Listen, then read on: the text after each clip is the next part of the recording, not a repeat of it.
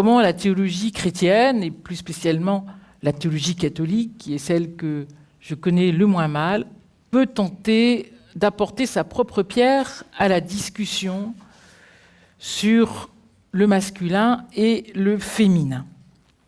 Alors, je voudrais souligner en avant-propos que ce qui me paraît essentiel ici, et qui me paraît essentiel de la théologie chrétienne, c'est de penser tout à la fois et la chair et le corps. Et dire la chair et le corps, c'est pas seulement dire l'organique et l'historique, c'est dire la mémoire du sujet, la mémoire de ses amours, la mémoire de ses souffrances, la mémoire de ses désirs, la mémoire de son histoire. Bref, sa chair, c'est elle notre peau, tout y reste inscrit. Et ceci est d'autant plus important que les chrétiens confessent la résurrection de la chair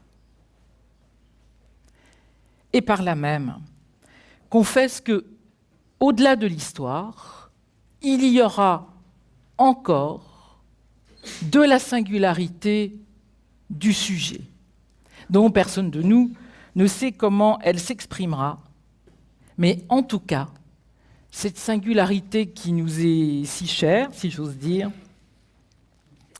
aura sa place. Et les récits qui racontent le Christ ressuscité soulignent, comme en Luc 24, combien les disciples ont vu Jésus en chair et en os. Ce qui ne cesse sera d'interroger les théologiens sur ce qu'il en est de la chair et des os en question. Donc, comment penser cette chair ? Comment penser que la chair s'enracine bien dans un corps, et dans un corps sexué ?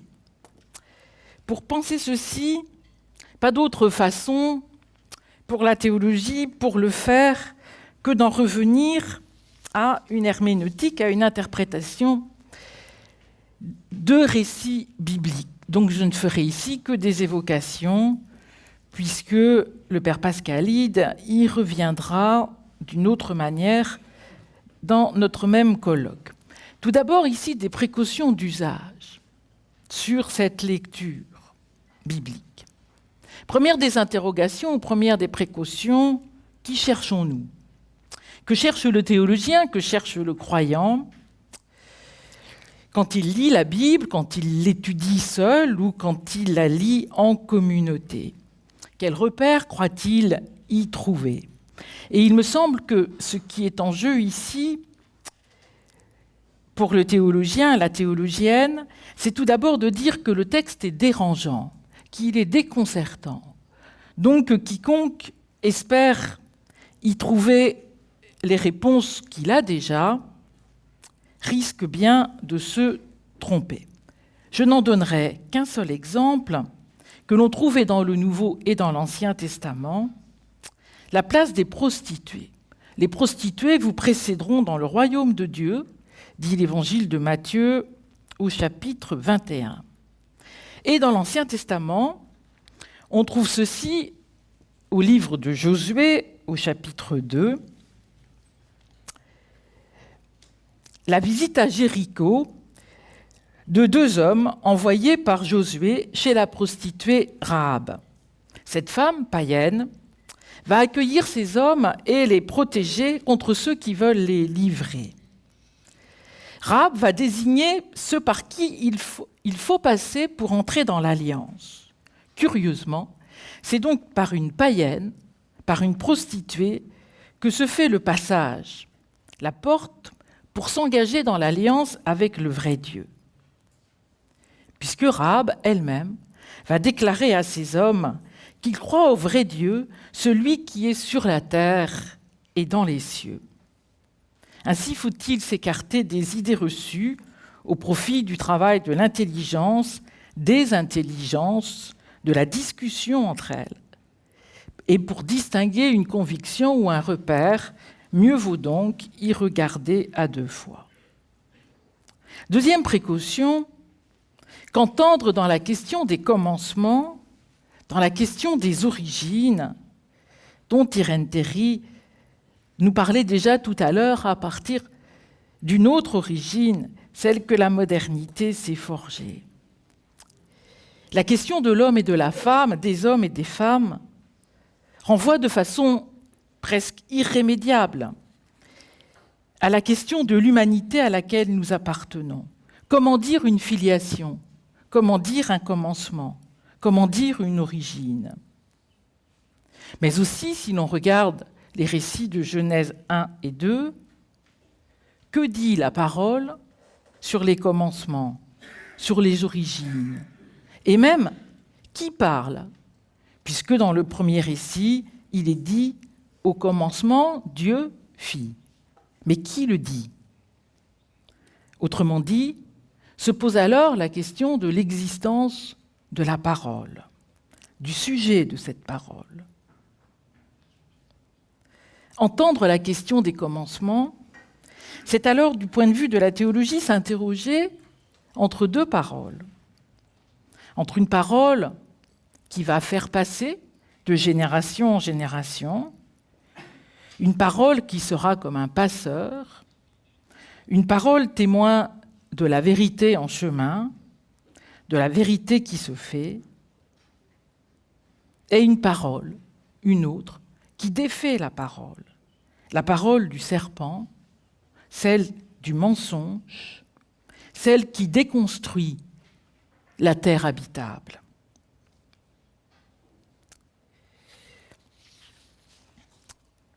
Un serpent qui se présente comme celui qui dit le vrai, et en prétendant dire le vrai, c'est le faux qu'il va dire, mais non d'abord un faux conceptuel, mais le faux au sens de ce qui fait tomber l'homme, de ce qui va l'abîmer, au sens de le faire tomber dans l'abîme, de ce qui peut le faire mourir. Dire le faux sur l'homme, c'est alors pour le texte biblique, tout en même temps, dire le faux sur Dieu. Et non tant d'abord, ici aussi, un faux conceptuel, mais d'écrire un Dieu jaloux, un Dieu méfiant, un Dieu qui aurait peur du pouvoir des hommes et des femmes, auxquels pourtant il a confié ce pouvoir. Bref, un Dieu qui ne veut personne à son étage, un Dieu qui ne veut personne au niveau supposé de sa puissance. Voilà le Dieu proposé par le serpent dans le récit. Ce Dieu-là va courir tout au long du texte biblique comme une question tranchante et comme une exigence pour le croyant et pour les théologiens. À qui croit-il? Au Dieu qui va faire vivre, qui va confier le monde, ou au Dieu jaloux, qui a peur que l'humain devienne aussi puissant que lui?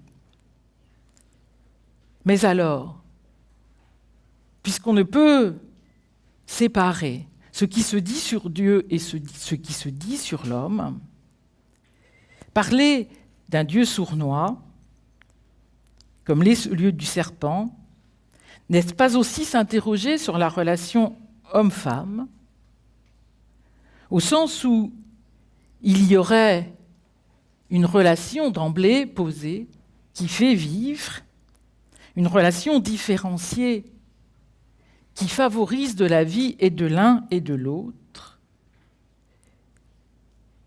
mais une autre relation aussi de rivalité, de jalousie,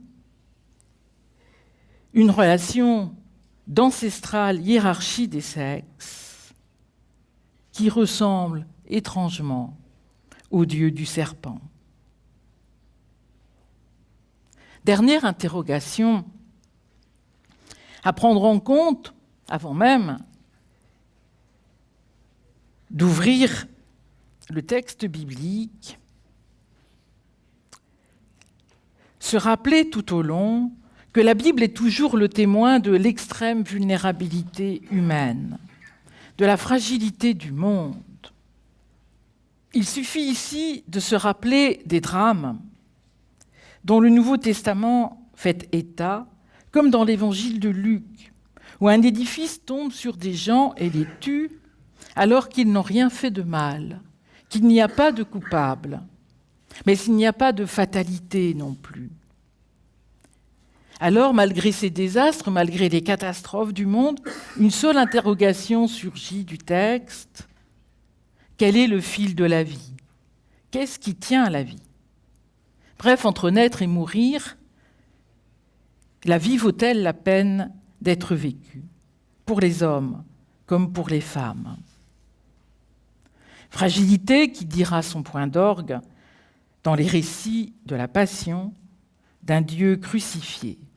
Fragilité qui rappelle alors, encore, que les questions ne sont jamais closes dans le texte biblique. Que la question est comme un glaive dans le travail de la pensée qui oblige à ne jamais la fermer, à refuser tout cercle clos, et plus encore, toute évidence. Plongeons alors un instant, enfin plutôt survolons à vrai dire, quelques histoires d'hommes et de femmes dans la Bible. Tout d'abord, fort brièvement, un mot sur les deux récits des commencements ou les deux récits des origines selon, à savoir Genèse 1 et Genèse 2, 3, puisque, comme vous le savez sans doute, il s'agit là de deux textes bien distincts. Le premier texte, Genèse 1, est un grand poème qui dit la création de l'homme et de la femme tout en même temps, grâce à la force de la parole, du Dieu qui fait ce qu'il dit, création de l'homme et de la femme comme unique création qui soit à la ressemblance de Dieu, une ressemblance qui a donc à voir avec la sortie du chaos, puisque ce dont il s'agit, c'est de distinguer, de séparer, pour rendre possible une terre habitable. Et donc, puisque nous sommes déjà au 6e jour, avec la création de l'homme et de la femme, une terre habitable pour les hommes et pour les femmes. Hommes et femmes, ensemble, d'abord donc ressemblant entre eux, ressemblant avec Dieu, et situés quasi au sommet de la création. Quasi seulement. Création où chaque chose est à sa place pour éviter le chaos. Dans ce poème,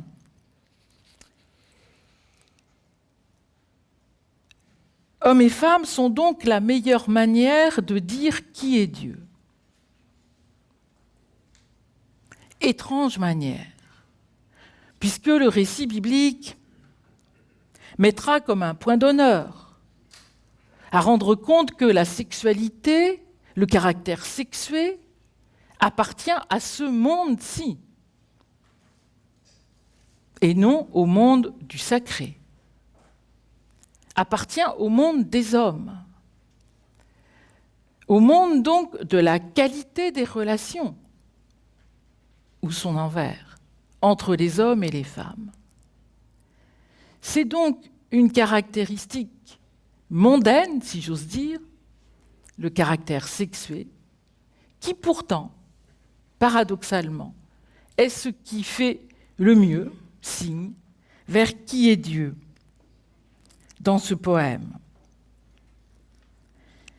La différence des sexes n'est ici pas un accident de l'histoire, mais appartient bien au geste même de Dieu lui-même pour dire qui il est.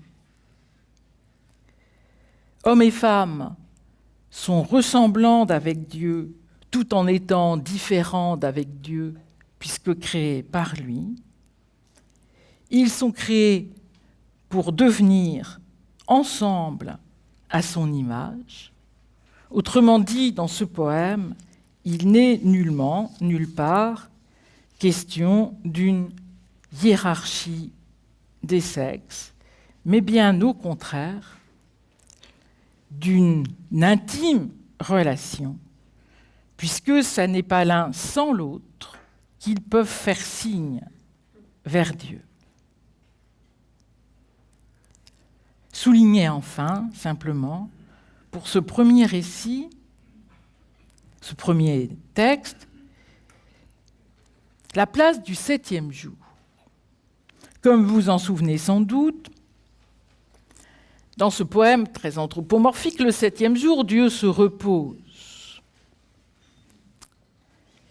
Belle métaphore sans doute pour nous que celle du repos de Dieu.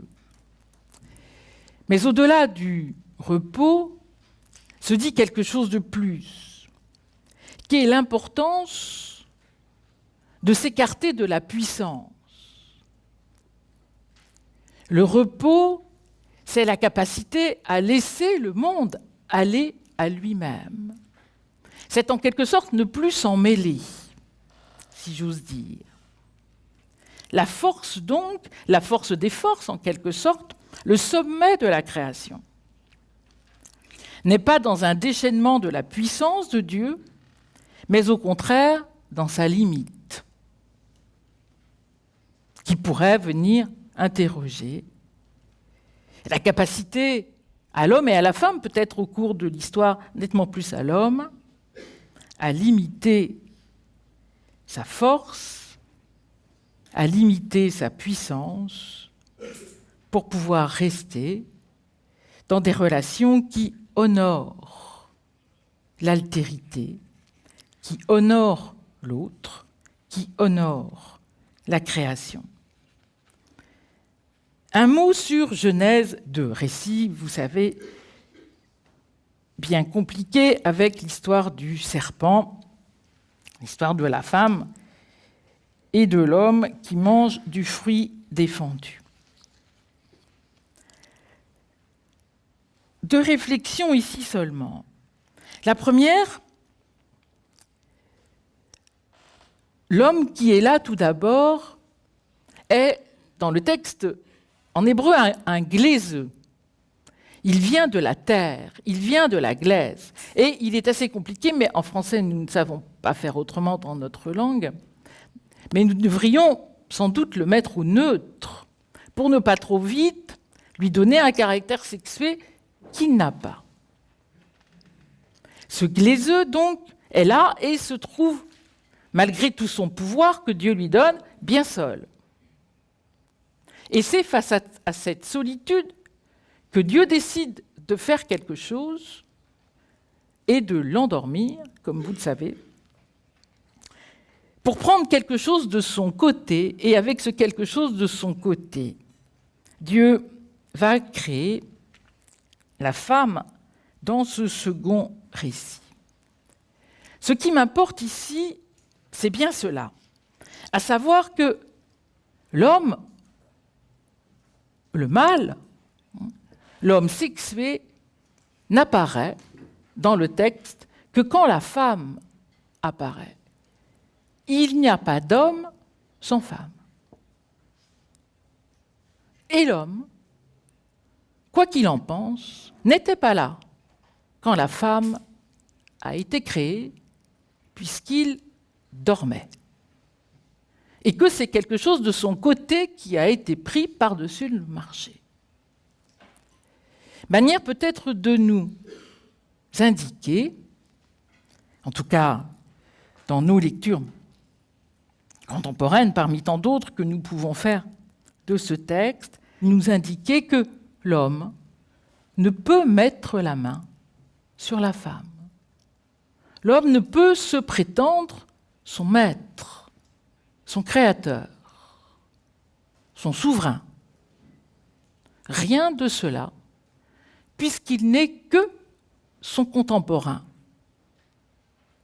et qu'il est né de l'émerveillement devant la femme. L'os de mes os, la chair de ma chair, dira-t-il. Parole d'émerveillement qui laisse en même temps un possible goût amer de penser que par là même, il s'imagine déjà pouvoir mettre la main dessus en pensant que la femme ne serait que la chair de sa chair, alors qu'elle est une créature, qu'elle est née de Dieu.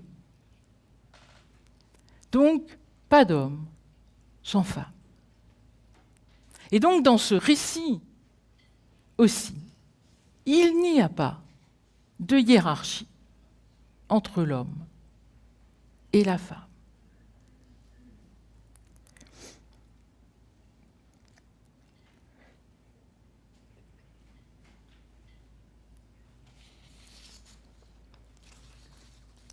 Être en vue d'une seule chair traduira un grand rabbin du XIIIe siècle, Maïmonide. Ils seront en vue d'une seule chair, car c'est ainsi que se conclut le second récit.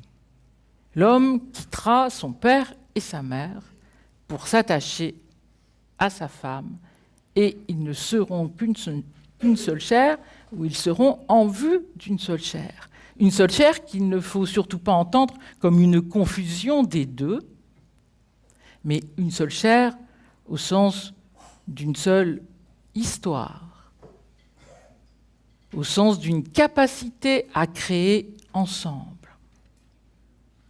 Mais poursuivons notre voyage pour en arriver à un livre prophétique, le livre d'Osée. Dans ce livre, il est un livre dans le livre, qui est déjà un petit livre, les chapitres 1 et 3, qui racontent le mariage du prophète. Prophète qui se marie selon l'ordre de Dieu, avec une prostituée, déjà. Il est beaucoup d'histoires de prostituées. Gomère. Mariage forcé, mariage payé. Tellement forcé que la dame continue ses affaires. D'aller à ses amants, mais non ses amants sexués, ses amants que sont les faux dieux, puisque la prostitution désigne d'abord l'idolâtrie. Mais voilà qui ne plaît pas à Osée, qui entre donc dans une grande fureur et décide de répudier sa femme avec une grande violence, si vous allez voir le texte. Pour ce faire, il la conduit au désert. Chapitre 2, verset 16. Et là, il décide de la séduire. Verbe qui en hébreu contient un caractère très brutal, de rapt même. Mais voilà, rien ne se passe comme prévu. Le désert va déjouer ses plans en quelque sorte. Sans que l'on sache pourquoi, ni que le texte ne s'y attarde, ce qui est visiblement sans importance pour lui, Osée quitte son attitude de propriétaire de sa femme, qu'il considérait comme son esclave, en quelque sorte, d'où son droit de la répudier, de la violenter. Mais désormais, plus rien de cela. Il en tombe amoureux. Vous me direz, il est bien tard, mais ici, mieux vaut tard que jamais, puisque ceci va faire le sens même du texte. Autrement dit, le vide, le rien qu'est le désert, qui est la symbolique du désert, retourne d'abord Osée, provoque un charivari en lui, pour le ramener à l'essentiel. L'essentiel qui est donc de quitter la violence. Et c'est désormais son cœur, dit le texte, qui va parler. L'amour, donc, finit par l'emporter et va rendre sa chance à l'alliance véritable entre Osée et Gomère, comme figure de l'alliance de Dieu avec son peuple. Il ne faut pas oublier ici que parler du cœur qui se retourne, c'est parler de la totalité du sujet, en quelque sorte, si j'ose dire, qui se retourne. Car le cœur, pour le témoin ici, c'est aussi bien l'intelligence que la volonté et que le sentiment. C'est donc le siège même de la personne, de l'être. Il se retourne donc en quelque sorte tout entier et par là même initie une nouvelle relation avec son épouse. « Je parlerai à son cœur », dit le texte. Une vie nouvelle s'ouvre et cette vie nouvelle va être caractérisée par un terme que l'on retrouvera dans d'autres textes, que sont les fiançailles. Étrangement, donc, Osée se fiance après s'être marié. Et on pourrait penser, en quelque sorte, qu'il a bien raison. Non qu'il avait bien raison avant, ça non, mais qu'il a bien raison de se fiancer après s'être marié. Puisque se fiancer ici, dans le texte, veut dire « je te fiancerai dans la justice et dans le droit, dans la tendresse et la miséricorde, je te fiancerai et tu connaîtras le Seigneur. » Voilà Osée donc qui se démarie en quelque sorte pour se fiancer. Et ce qui se dit ici, c'est la singularité du lien, c'est la capacité à honorer l'autre avec pudeur. Et les fiançailles vont être associées à un autre mot, qui est la question du voile. Alors non pas porter un voile, quel qu'il soit, mais du voile, là encore, pour rendre compte de l'impossibilité de mettre la main sur l'autre. Être dans les fiançailles, c'est consentir à ce que l'autre soit sujet de désir, mais toujours sujet et jamais mon objet. Et ainsi, non seulement ils peuvent vivre dans l'alliance, mais en plus, comme de surcroît, Gomère entre dans la connaissance de Dieu. Et cette même image se retrouve dans un très beau poème qui est le Cantique des Cantiques. Si vous ne l'avez lu, il est grand temps. Qui est un poème amoureux, libre, dont tant et tant de commentateurs se demandent comment, par miracle, si j'ose me permettre, un tel livre est arrivé dans la Bible, puisqu'il s'agit d'abord d'un poème érotique, où il est peu, pour ne pas dire pas question de Dieu, et d'un des rares livres où c'est la femme qui parle la première, imaginez-vous. Dans le Proche-Orient ancien, pourtant, déjà. Nulle question de mariage, ni d'enfant. Et pourtant, le Cantique des Cantiques est considéré comme le plus beau qui soit par Israël. Y est exprimée une féminité libre et des rapports égaux entre les sexes. Pas de cantique plus grand, diront les commentaires rabbiniques. Le Cantique des Cantiques, c'est comme la sainteté des saintetés.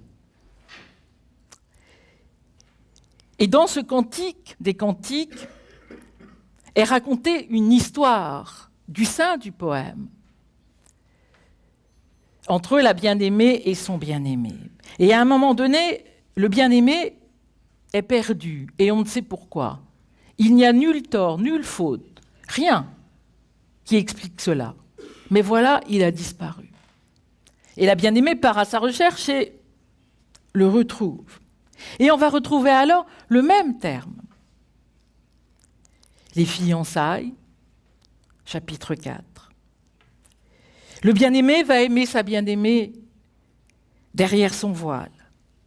Autant de manières d'exprimer l'émerveillement de l'amour pour suggérer un rapport libre, riche, complexe, entre amour et respect. En quelque sorte contemplé et non consommé.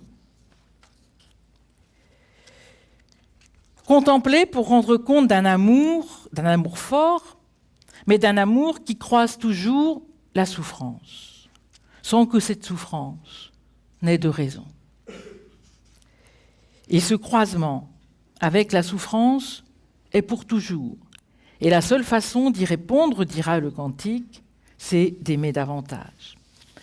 Et je conclus avec un passage du Nouveau Testament. Dans l'évangile de Matthieu, on retrouve ceci dans l'évangile de Marc, au chapitre 19, dans une controverse avec les pharisiens à propos de la question du divorce, Jésus dit ceci, en tout cas l'évangéliste fait dire ceci à Jésus. « N'avez-vous pas lu que le Créateur, au commencement, les fit mâles et femelles, et qu'il a dit, c'est pourquoi l'homme quittera son père et sa mère et s'attachera à sa femme, et les deux ne feront qu'une seule chair. Ainsi, ils ne sont plus deux, mais une seule chair, que l'homme ne sépare donc pas ce que Dieu a uni. » De quoi est-il question ici qui m'intéresse ? Tout d'abord, il est à nouveau question des commencements. Au commencement, donc avant Jésus, c'est-à-dire Jésus prend ceci à son propre compte, au commencement étaient déjà l'homme et la femme.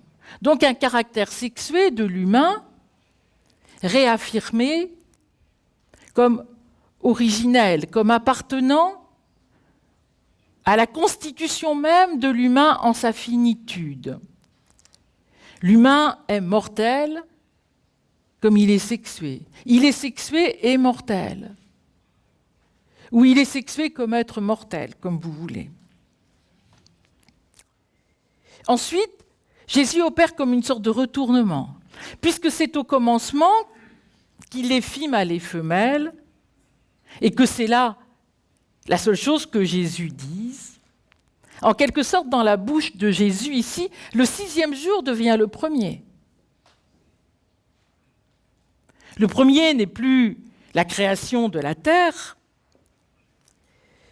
la création du ciel et de la terre, mais le premier semble être ici la création de l'homme et de la femme, et de l'homme et de la femme bénis de Dieu, où il n'est nullement ici comme tel question de péché dans cette condition d'homme et de femme.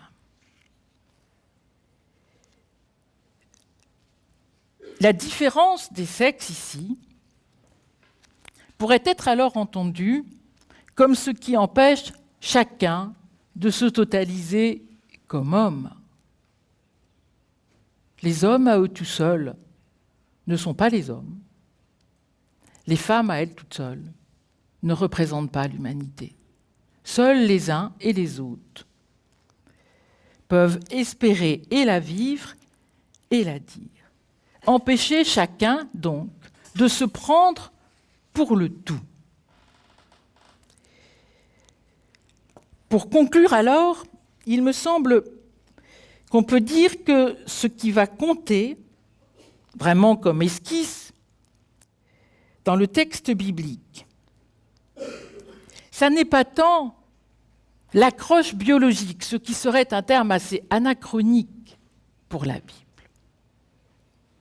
Mais c'est bien que le caractère sexué se trouve comme en avant de chacun d'entre nous. Chacun d'entre nous le trouve déjà là. Le prend déjà là. Il faut pouvoir accueillir cette différence qu'Emmanuel Levinas écrivait avec un A pour l'accentuer, accueillir cette différence, non pour en faire une hiérarchie des sexes, mais pour inscrire en chacun de nous l'incomplétude nécessaire au désir, nécessaire à la parole.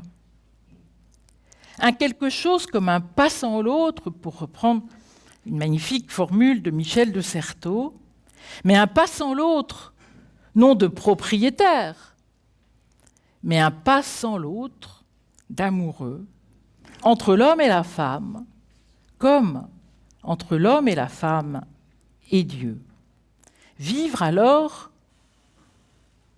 dirait peut-être le texte biblique, entre autres, ce serait accepter d'être aidé, accepter d'avoir besoin de trouver de l'aide, consentir à une limite qui soit une heureuse limite, une limite qui rende compte à la fois que le corps résiste, qu'il n'est jamais neutre, et en même temps que ce corps qui résiste, qui n'est jamais neutre, ne va pas sans la parole qui le précède, mais aussi la parole qui l'énonce et qui peut lui donner de se reconnaître, qui peut nous donner de nous reconnaître comme des égaux. Je vous remercie.